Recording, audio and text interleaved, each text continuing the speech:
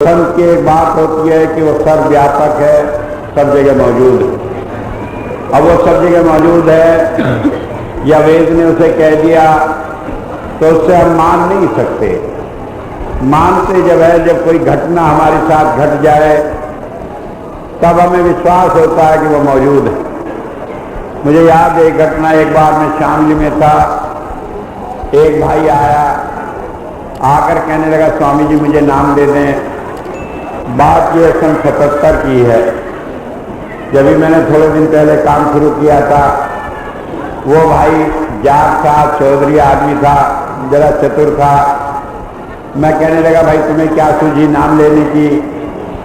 कहने लगे जी बात यह नाम तो मैं कुछ समझता नहीं। मैं अपने बहनों के लिए के यहाँ आया था, ये आपके शिष्य हैं, ये जोर देने लगे कि नाम ले ले। मैंने सोचा क्यों नाराज किया बहनों को, इसलिए नाम लेने चला है। आप समझ लें कि नाम की कितनी कीमत उसके दिल में थी कि नाम से कुछ मतलब नहीं कि बहनों को खुश करने के लिए नाम ले लिया। आया, मैंने नाम दे दिया। मैंने कहा जीव तो अपने आप जानता नहीं नाम क्या है, क्या जरूरत है।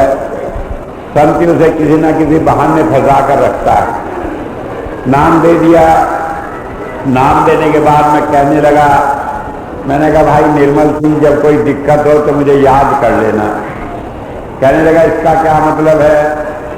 मैंने कहा जब कोई परेशानी हो तो तुम मुझे याद कर लेना, तुम्हें मदद मिलेगी। वो हंसकर कहने लगा कि स्वामी जी जब हमें मुसीबत पड़ेगी हम तो आपको याद करते रहेंगे और आप सलीला में मौज करते रहेंगे, आप तक हमारी बात पहुंचेगी भी नहीं। मैं कहने लगा नहीं कोई बात नहीं भाई, याद कर लेना। बात आई गई हो गई, वो चला गया। उसके बाद 8 साल बाद वो आया। मैंने कहा भाई कैसे आए? कहने लगे जी आया क्या, आप मुझे खींच लाए। मैंने कहा क्यों, मैं कैसे खींच लाया? मैं कोई आदमी भेजा था या किसी को कहा था तुम्हें आने के लिए? कहने लगे जी बस सब तो आप बांध कर ही खींच लाए। मैंने कहा बात क्या हुई? तो उसने एक घटना सुनाई। कहने लगे पिछले महीने मैं 24,000 रुपये लेकर एक मेले में बैल खरीदने गया। मैं वहाँ जाकर 2 अच्छे बैल 12,000 रुपये में खरीद लिए। बाकी रुपए जो बच गए उन्हें लेकर 2 बैलों को लेकर अपने घर की ओर चल पड़ा। 2-3 दिन का रास्ता था। जब सफर पूरा करके गांव के करीब आया, गांव 3-4 किलोमीटर रह गया, दिन छिपने लगा। हमारे गांव के चारों तरफ वहाँ पर जंगल पड़ता है ढाक का। कहने लगे उसमें चोर लुटेरे बड़े लगते हैं। तो एक बार तो मुझे ख्याल आया कि अब शाम का समय है, कहीं लुटेरे ना मिल जाए, इसलिए मैं जाऊँ यहीं रुक जाऊँ, कल सुबह जाऊँगा। फिर सोचने लगा घंटे 2 घंटे की बात है, घर ही पहुँच जाऊँगा तो क्या दिक्कत है। तो मैं ये सोचकर उसमें घुस पड़ा। जब मैं थोड़ी देर गया जंगल में तो मुझे ऐसा मालूम पड़ा कि कोई आदमी कानाफूसी कर रहे हैं। तो मैं घबराया कि ये लुटेरे होंगे, ये कुछ बात कर रहे हैं। जब ये बात सुनी तो मैं घबरा गया। तो उस वक्त मुझे आपकी वो बात याद आई। कहने लगे ना तो मुझे आपका नाम याद रहा, ना मुझे वो मंत्र याद रहा जो बताया। मैं तो बस स्वामी जी करने लगा। तो जब मैंने ये करा तो थोड़ी देर में मैंने देखा एक आदमी आया। तो मैं समझ गया ये लुटेरा है और ये भेज लेने आया है। ये जानना चाहता है कितने आदमी हैं, क्या सामान है, फिर ये आकर लूट लेंगे। तो उस वक्त मैं कहा तो मेरे कुछ समझ आई। वो आदमी जैसे आ रहा था दूर से वे कहा कि मैं वहीं रुक जाओ। कहने लगे वो आदमी कहने लगा भाई मुझे तो माचिस चाहिए, बीड़ी सुलगानी है।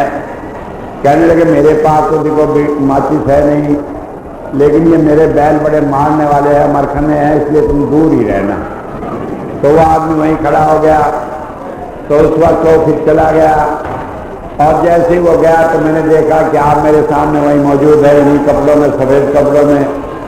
और कहने लगे निर्मल सिंह तुम मेरे पीछे पीछे आ जाओ। और उसके बाद मुझे जंगल में रास्ता छुड़ाकर कई जंगल में चक्कर कटाकर मेरे घर पहुंचा दिया और कहने लगा अब मैं जाता हूँ। उसके बाद आप चले आए, मुझे कहीं दिखाई नहीं दिए। तब मुझे आपकी वो बात याद आई और मैं दिन याद करता रहा सत्संग का। तो आज मैं आपके पास आया हूँ।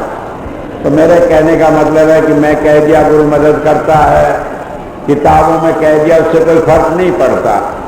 और एक बार जीवन में ऐसी घटना अपने साथ घट जाए, फिर आदमी का विश्वास हमेशा बना रहता है। तो इसलिए मैं बताया, पहली बात यह है, संत जो है सर्वव्यापक होता है।